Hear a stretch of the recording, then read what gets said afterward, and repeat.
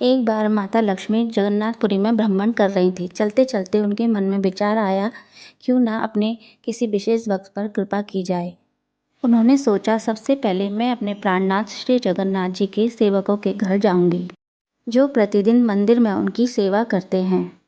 ऐसा सोचकर वो उनके एक सेवक के घर जाने लगी। माता लक्ष्मी उस सेवक के घर पहुंची तो उन्होंने देखा कि सूर्योदय हो गया है। घर के लोग अभी तक सोए पड़े हैं। पूरा घर फैला हुआ है। रात का खाना ज्यों का त्यों पड़ा हुआ है।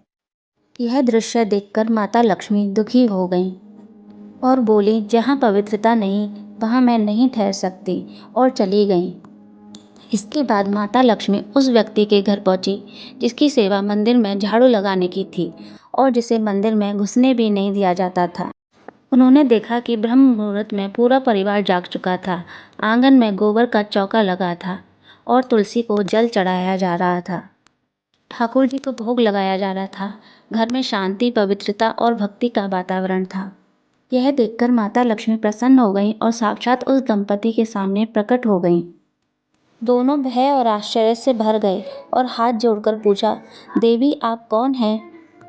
माता लक्ष्मी बोली, मैं लक्ष्मी हूँ, श्री जगन्नाथ की पत्नी। मैं तुम्हारे सेवा भाव, पवित्रता और भक्ति से अत्यंत प्रसन्न हूँ। उन्होंने माता को आसन दिया और प्रेम से प्रसाद परोसा। उधर बलराम जी पुरी में भ्रमण कर रहे थे। तभी उन्होंने देखा कि माता लक्ष्मी किसी दूसरे के घर में भोजन कर रही हैं। उन्होंने सोचा, इनका कुल तो नीच है, और वो क्रोध में वहाँ से चले गए। जब माता लक्ष्मी बैकुंठ लौटी तो उन्होंने देखा कि बलराम जी क्रोध में बैठे हैं और सुभद्रा और जगन्नाथ जी उन्हें मनाने का प्रयास कर रहे हैं। फिर माता लक्ष्मी ने सभी को प्रसाद के लिए बुलाया तो सुभद्रा जी और जगन्नाथ जी तो मान गए, लेकिन बलराम जी ने मना कर दिया और वो अपने स्थान पर अकड़ के बैठे रहे। उन्होंने कहा, मैं लक्ष्मी जी के हाथ का बना प्रसाद नहीं खाऊंगा। उन्होंने अपना आचार विचार छोड़ दिया है। इससे लक्ष्मी जी आहत हो गईं।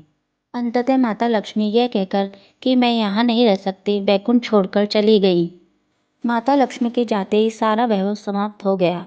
रसोई में खाने को कुछ भी नहीं बचा और बलराम जी और जगन्नाथ जी भूखे ही रह गए। दोनों ने छोटे बालकों का रूप धारण किया और स्वर्गद्वार पर भिक्षा मांगने लगे। किसी ने डांट दिया, किसी ने अनदेखा किया और एक संत ने थोड़ी सी मोरी दी, मगर वह भी हवा के झोंके से उड़ गई। फिर दोनों थककर बैठ गए और जगन्नाथ जी ने कहा, लक्ष्मी जी से क्षमा मांगनी होगी। बलराम जी बोले, ठीक है, क्षमा मांग लेंगे, पर लक्ष्मी जी है कहाँ? जगन्नाथ जी बोले, जहाँ श्री सबसे ज्यादा होगी वहीं हमारी लक्ष्मी जी होंगी। तभी उन्होंने एक घर देखा जिसकी चमक बाहर तक आ रही थी। जगन्नाथ जी बोले, यही है हमारी लक्ष्मी जी। लक्ष्मी जी की नज़र जैसे ही उन बालकों पर पड़ी, उनको उन पर दया आ गई और बलराम जी बोले, बहू मुझसे गलती हो गई, मुझे क्षमा कर दो। लक्ष्मी जी ने कहा, शुद्धता जन्म से नहीं कर्म से होती है। और तभी उन्होंने एक नियम स्थापित किया कि जगन्नाथपुरी में सभी लोग ब्राह्मण और शूद्र एक साथ बैठकर प्रसाद ग्रहण करेंगे। और तभी से जगन्नाथ प्रभु सच में सबके लिए बन गए। जय जगन्नाथ।